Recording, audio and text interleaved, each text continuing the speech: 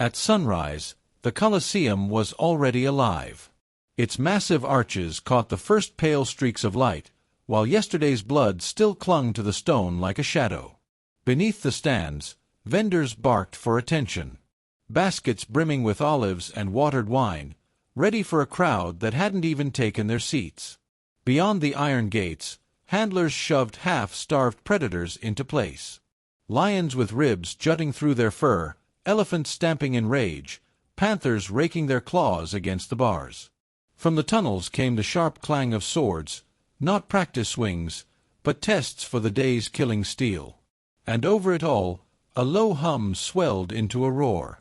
Tens of thousands of Romans pouring in, hungry for the thing their empire perfected better than anyone, death. Dressed up as entertainment. The Roman arena wasn't just sport. It was a laboratory for cruelty. Emperors flooded the sand to stage naval battles, starved wild animals to heighten suspense, and forced prisoners to act out myths that ended with very real corpses. None of this was accidental. It was policy woven deep into Rome's machinery of control. Cheering from the stands wasn't harmless. It was loyalty shouted loud enough to echo through history. And today, we're stepping straight into that shadow.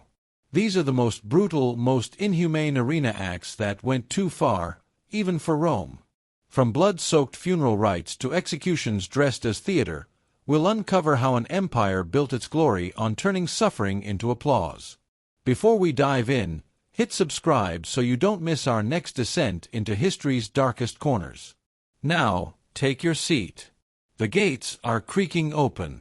The first gladiatorial combat in Rome didn't begin with golden fanfare or emperors in royal purple.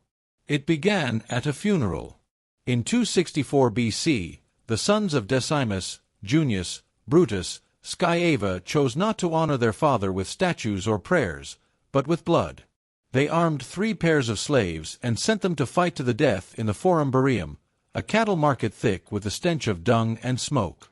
This wasn't entertainment. It was duty. A munus, an obligation owed to the dead. Its roots stretched far beyond Rome. In Campania, warriors were slain at graves to appease restless spirits. Over time, killing shifted to combat. The dead no longer demanded random victims, but duels between chosen men. The Samnites, once Rome's bitter enemies, held such contests often, and Roman elites embraced the custom eagerly.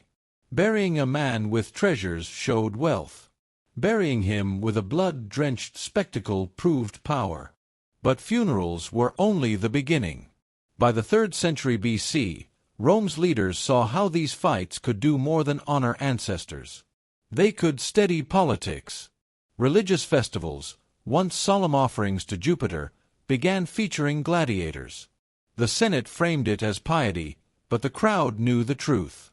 State-sponsored violence designed to keep the people loyal. Even the armor told stories. Early fighters wore the shapes of conquered foes, the Samnite with his heavy shield, the Thracian with a curved blade, the Gaul with a broad sword. Watching them bleed was watching Rome's victories replayed slash after slash. Death became propaganda, and as blood spilled the venues grew. Temporary wooden stands gave way to permanent amphitheaters, temples to violence where thousands gathered. The games no longer belonged to grieving families. They belonged to the state. Each drop of blood whispered the same message. Rome commanded men, armies, even death itself. No one then could have guessed how far it would go. What started as ritual sacrifice morphed into theater, and duty became obsession. Rome had discovered a new weapon power over not just the living, but the meaning of dying. And once unleashed, it never closed that door. The crowd's roar wasn't reserved for men. Sometimes it thundered for beasts hauled from the farthest edges of the known world.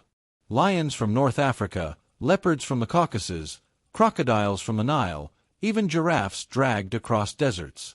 They weren't displayed as wonders of nature, but condemned as prey in a carnival of slaughter. Romans called these shows venations, hunts.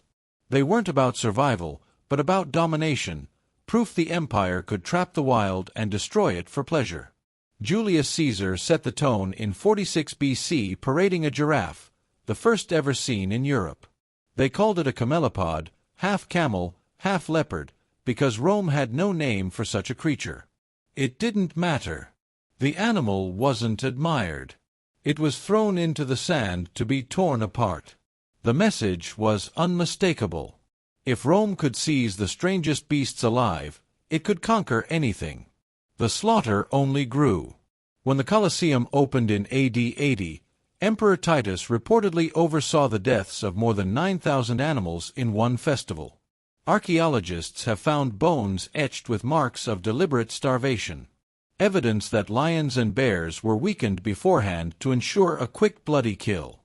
Even elephants, once the terror of Roman legions under Hannibal, were herded into the arena and butchered for cheers.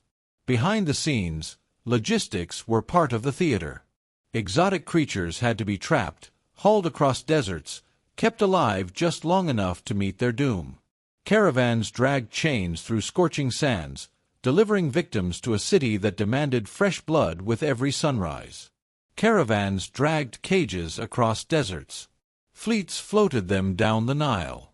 And handlers risked their lives just to deliver living trophies to Rome. Seeing a panther in the wild was dangerous enough. Watching one explode from a cage in front of 50,000 screaming spectators. That was power made visible. Every creature was a living souvenir of conquest. Proof that the empire's reach knew no limits. Some emperors made these hunts their own private stages. Commodus, Rome's most flamboyant showman, strode into the arena dressed as Hercules, slaughtering hundreds of animals himself. He wanted to look like a god among beasts. But everyone could see the truth. A fragile ego with a bow. The hunts were often rigged. Animals were chained, maimed, or half-starved. So the emperor could bask in a guaranteed victory. And the people, they cheered, not because they admired him, but because when the emperor hunts, silence could be fatal. Behind the cheers, a quieter tragedy unfolded. Ancient writers like Pliny the Elder warned how rare species vanished from their homelands after decades of Roman slaughter. Lions, leopards, and even elephants were pushed toward extinction to feed the empire's appetite for spectacle. The Colosseum wasn't just a theater of death. It was an ecological wrecking ball. But for Rome, extinction didn't matter. What mattered was the illusion that nature itself could be captured, starved, and destroyed for fun. Every carcass on the sand was another brick in the wall of imperial control. When you picture a gladiator, you might imagine two evenly matched warriors locked in noble combat. The reality was far more twisted. Rome thrived on imbalance, on contests engineered for cruelty. They built bizarre weapons, imposed absurd rules, and staged fights no one could truly win. Some victims weren't fighters at all. Prisoners and condemned criminals were shoved into the arena dressed as clowns, handed wooden swords, and sent to die against seasoned killers. The crowd jeered as the doomed flailed and fell. Public execution neatly disguised as sport. Even the weapons became characters. The retiers fought with a fisherman's net and trident, squaring off against the Caesar, whose smooth rounded helmet was designed to deflect the net. It wasn't pure skill. It was suspense.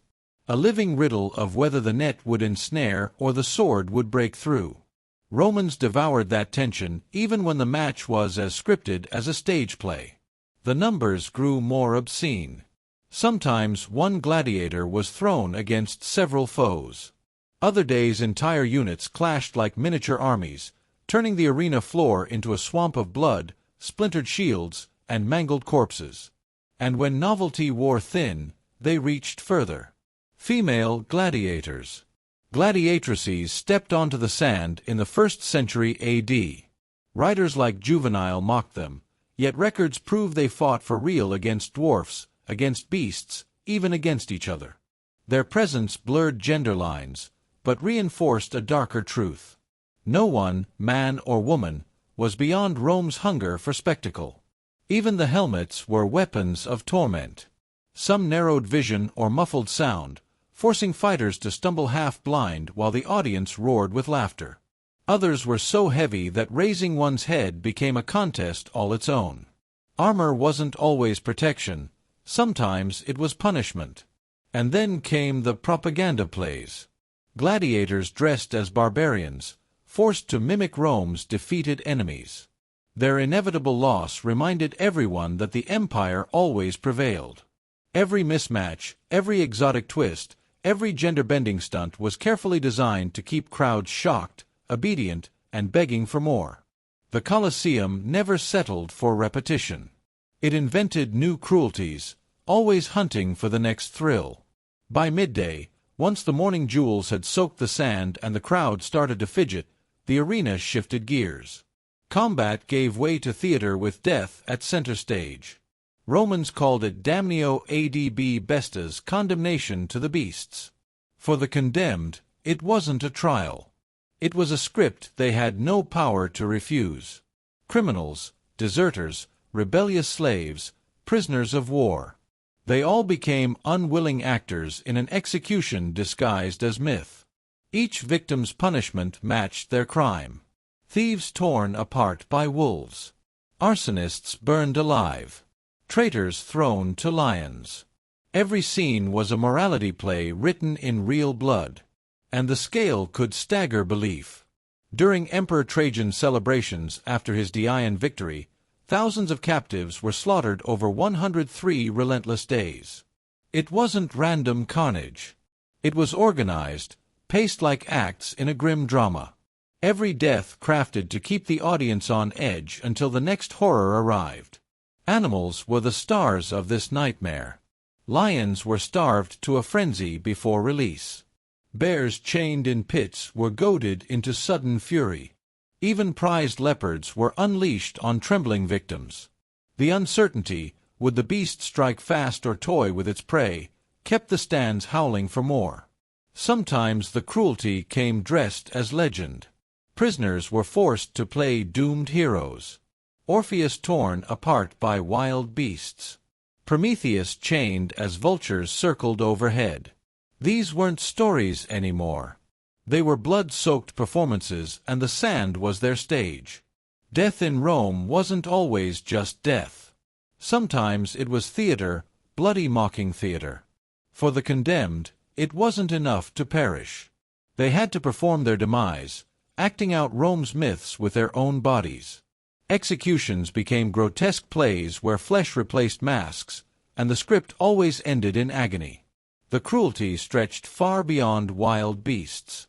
Crucifixion borrowed from the East was staged right inside the arena. Men and women were nailed to timber while vendors hawked wine and children played nearby. Fire joined the spectacle too. Prisoners were forced into the tuna molester. A shirt soaked in pitch then set ablaze. Human torches writhing as smoke curled into the sky. As Tertullian bitterly wrote, they were living torches. These killings weren't just morbid entertainment.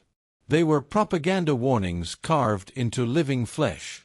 Defy Rome and you would die slowly with tens of thousands watching. Not everyone could stomach it. Seneca complained that midday executions hardened the soul, making men cruel as they watched. But his protest drowned in the thunder of a crowd that came not for justice, but for the thrill of punishment. Rome's imagination didn't stop with sand and swords. Sometimes emperors demanded oceans inside the city. Mock naval battles, now a mocky, were spectacles on an insane scale where water itself became a weapon. Julius Caesar set the precedent in 46 BC, digging an enormous basin near the Tiber, filling it with water and real ships. Thousands of doomed captives were shoved aboard and told to fight as rival fleets. They weren't actors. They were men condemned to die for applause. Arrows, catapults, and steel turned the basin into a slaughterhouse afloat. Augustus expanded the madness. In 2 BC, he created a basin almost 2,000 x 1,200 Roman feet, fed by a custom aqueduct, the Aqua Alcatina, just to keep it full. 30 warships clashed there, each crammed with prisoners, fated never to leave alive. The message, Rome could command seas where none existed, even nature bent to imperial whim. By 52 AD, Claudius went further, draining Lake Fucine to stage another Naumachia. When the captives greeted him with a chilling salute, moi salutant, those who are about to die salute you, history gained one of its most haunting lines. Whether rehearsed or desperate, it summed up the hopelessness of men made into props. Fire, too, had its macabre myths. Victims wearing the pitch-soaked tunic were cast as heroes meeting fiery fates. Hercules consumed by poison, or Mucius Sciola testing loyalty by holding his hand to the flames. The crowd laughed as these heroes screamed, their bravery reduced to ash, their stories turned to mockery. Even the Colosseum's architecture fed Rome's appetite for domination. Under Titus and later Domitian, engineers built channels beneath the arena, allowing the sand to flood for smaller naval shows, then drain for combat the next day. Cruelty became an engineering project. Water, fire, flesh, everything was a prop in Rome's theater of control. To drown captives, to turn bodies into living torches, to bend myths into slaughter, that was power. The emperors weren't satisfied ruling men. They posed as rulers of the elements themselves. By the late 1st century, executions weren't punishments anymore. They were scripts dripping with creative malice, twisting cultural legends into tools of humiliation. Take the games inaugurating the Colosseum in AD 80. The poet Martial recorded an actor cast as Orpheus, the musician who tamed beasts with song. In myth, animals sat enchanted by his lyre. In the arena, a bear was released mid-pea performance and mauled the singer to death. Art turned to parody, beauty to butchery.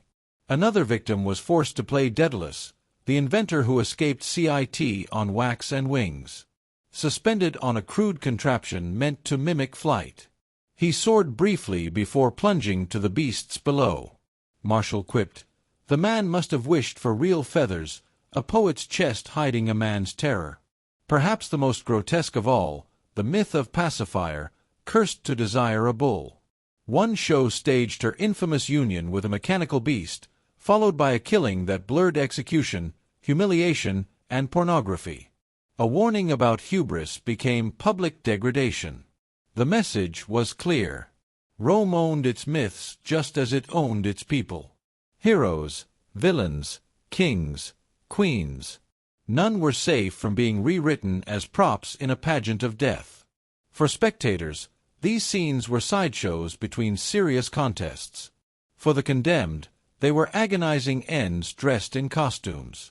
For Rome, they were propaganda made flesh, proving the state could even rewrite the meaning of its own legends.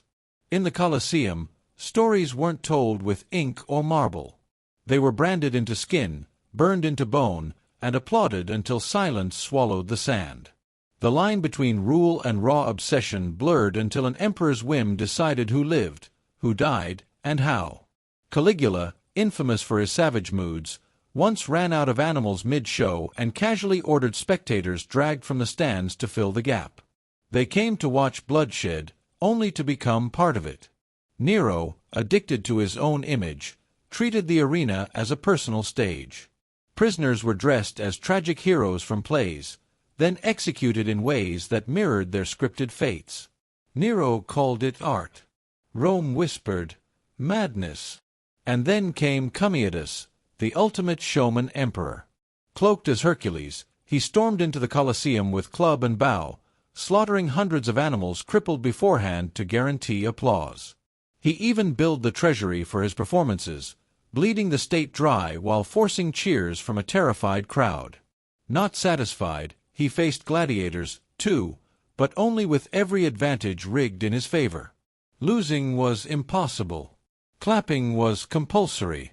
Domitian wielded the arena like a weapon of paranoia, staging midnight hunts by torchlight to keep Rome uneasy, unsure when amusement might turn to terror. Even good emperors weren't immune.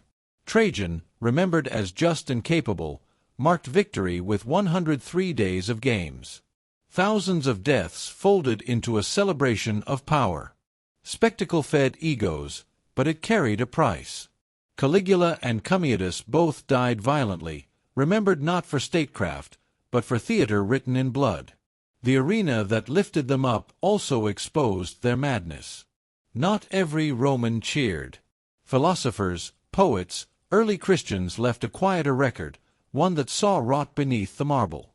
Seneca confessed the midday executions hardened him, stripping away empathy rather than purifying the soul. Violence, he warned, seeped past the arena walls, poisoning daily life. Cicero decades before praised bravery yet condemned cruelty for cruelty's sake. Though even he admitted the mob demanded games as proof of generosity. To govern meant feeding the beast. For Christians, the amphitheater was both persecution and proof. Those who refused to renounce their faith were thrown to lions or burned alive, their deaths twisted into mass entertainment. Tertullian called the shows seeds of cruelty, indicting an empire that cheered injustice as sport. Economically, the games devoured fortunes. By late empire, rulers bankrupted themselves, chasing spectacles grand enough to outshine predecessors. What once flaunted strength became an act of desperation. Culturally, the appetite dulled Rome's edge. Citizens who once honored discipline now demanded cheap bread and endless circuses. Juvenal mocked this hunger with the phrase pan, etc. To him the craving for spectacle betrayed how far Rome had drifted from its republican roots. As frontiers cracked and funds dried up, the arenas crumbled. By the 5th century, the Colosseum, still colossal, stood hollow, its sands silent, its roars gone. But the moral questions never faded. Could a society that trained its people to revel in suffering truly endure? History's verdict suggests otherwise. Today, the Colosseum looms, scarred but proud. Walk its tunnels and you might still hear echoes, iron clashing, beasts roaring, 50,000 voices rising as one. The stone is easy to admire. Harder and more honest is to remember its purpose. Cruelty rehearsed until it felt normal. Rome's arenas weren't merely about blood. They were about control, shaping how citizens thought, laughed, and obeyed. Every hunt, every execution, every myth reborn in screams served the same end: to make power look eternal. And that is the warning carved into the ruins. A civilization that glorifies violence eventually crumbles beneath its own applause. So tell us which of these spectacles, the hunts, the living torches, or the emperors drunk on their own shows best reveals Rome's darkest soul. Drop your thoughts below. And if this dive into Rome's brutal entertainments gripped you, hit subscribe so you don't miss our next journey into history's shadows. Until then, remember the Colosseum may be quiet now, but its echoes of cruelty still breathe through the stones.